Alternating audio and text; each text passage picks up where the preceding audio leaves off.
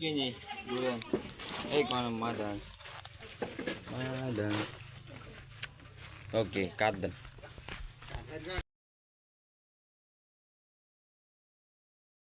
At dito guys makikita ang maraming madang or yan kita naman maraming mga ang marami ay mga nyugan at ang kabuhayan ng mga tao dito ay madang or yan kuprahan kasi yan po ang kabuhayan nila dito sa Matanog.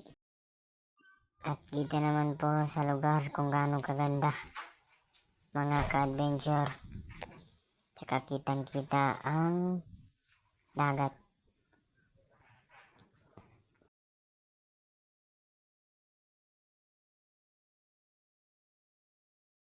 Ang mga tao dito ay namumuhay na mapayapa at masagana dahil sa kanilang pamumuhay na di naman kailangan ng pera dito mga ka-adventure. At mga ka-adventure, parang katulad po dun sa Pulumulok sa may palka na pinuntahan namin, sobrang lamig po. Parang katulad din po ito siya ng Mount Matutom. Itong nakikita nyo parang bundok, parang Mount Matutom. Sobrang lamig po dito mga ka-adventure. Kahit ganyan mainit ang